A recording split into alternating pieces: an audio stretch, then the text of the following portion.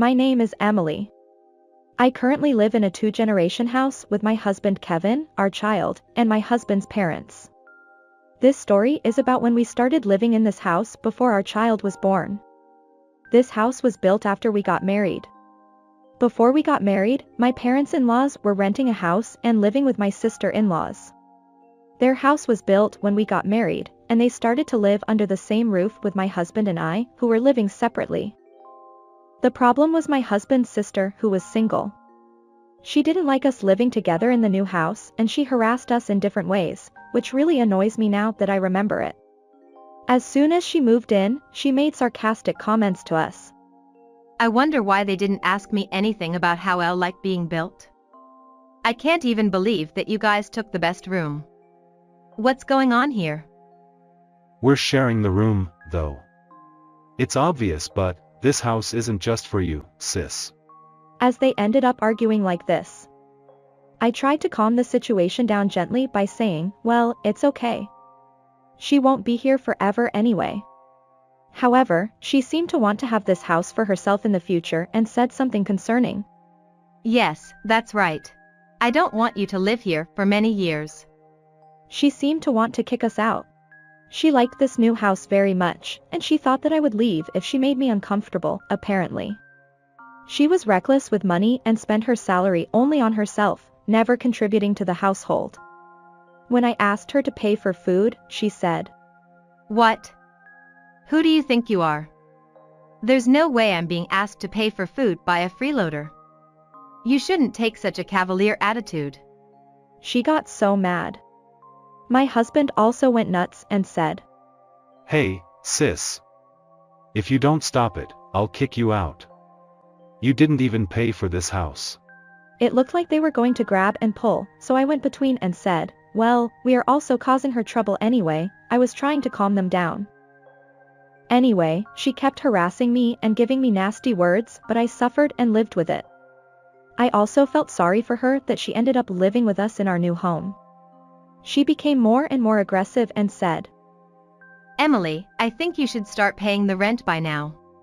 So I just shrugged it off. You're joking again, but she said, What? You even asked me for food expenses when you are just a freeloader? Then you're living here for free? Don't think I'll always be so lenient on you. If you don't pay, you'll have to work hard. She gave me nasty words relentlessly. If my husband was there, he would protect me and say, hey, sis. Stop it. If you say that again, I'll kick you out. But when he wasn't there, there was nothing I could do.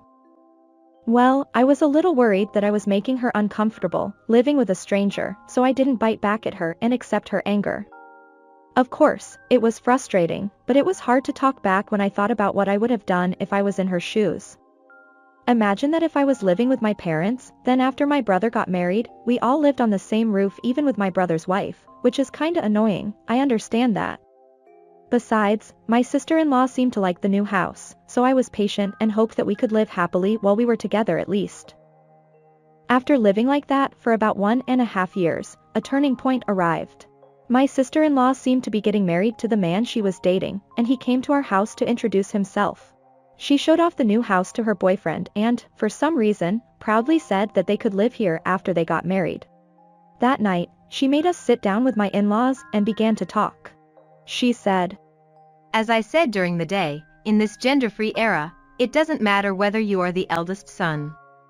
When we get married, I, the eldest daughter, will take over this house. I'll give you time until we get married, so please go wherever you like. I had a feeling that such a day would come and I regretted that we didn't mention that earlier. But I was very shocked when she talked to us and I couldn't say anything. I was angry with her attitude, and to be honest, I didn't like her, but when I thought that what she said might make sense, I was nodding my head, unable to say anything. She said, Say something if you want to whine about something, speak up. Also, I'd at least like to hear you thank me for letting you live here all this time. I'm sorry for the inconvenience we had caused and thank you for everything, I apologized, swinging her around before we moved in together. Then my husband said, You don't have to apologize to someone like her. Also, what's the matter with being the eldest daughter? What rights do you have? I'm the eldest son. She showed no sign of backing off and said, "You're an idiot. That's not what I meant. I'm the eldest child, the firstborn, so you guys are the next. Everything depends on my intent. Too bad." "It's going to be an epic succession quarrel." It wasn't. It didn't happen at all. There was no way it could happen in the first place. My mother-in-law, who had been listening silently, opened her mouth and said in an apologetic tone, "You know, this house is registered in the joint name of a couple, Kevin and Emily. So it's not ours for you to inherit."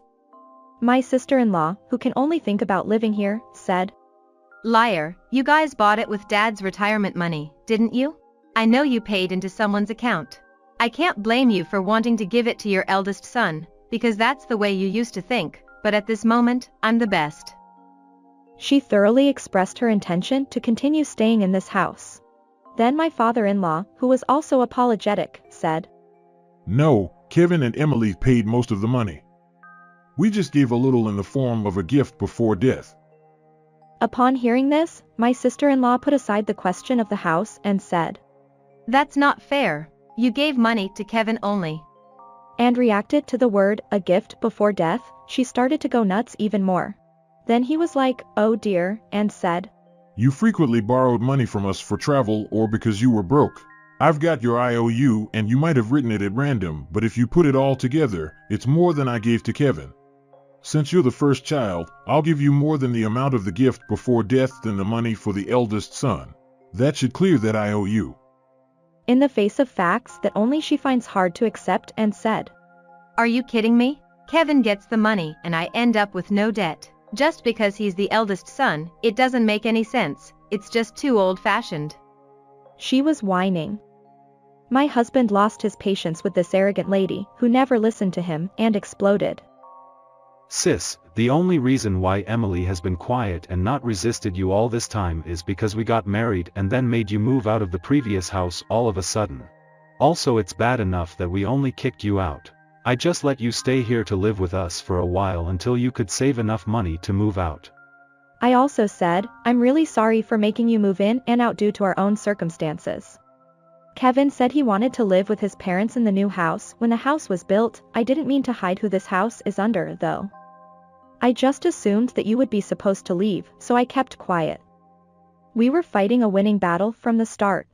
I apologized to her in a mildly sarcastic way. Then, my husband told her straight out what I had been reluctant to say.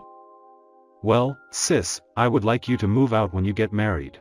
We want to have children soon. Your room is for our children we are planning to have. Of course, we won't let you and your husband live in our house." She cried out. "No way. This is my house. I'm going to live with him, so you guys can leave." We could not have a discussion with her, who was so emotional.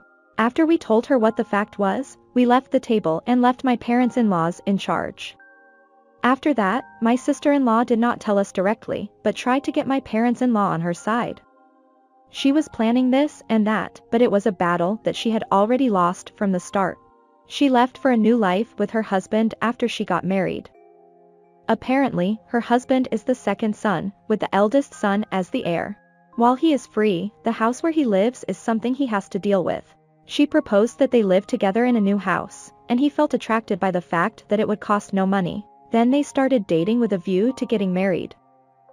I understood the reason for my sister-in-law's abnormal obsession was there, but it didn't matter. It seems that her husband, who had been thinking about moving in with her, hadn't saved up the money either. He no longer had a house to live in and spent money that he wasn't supposed to spend. They have been forced to rent for a while. The children's room is now well used by our children. My parents-in-law are in good health. If anything happens to my sister-in-law, there is no longer a place for her to return to at all.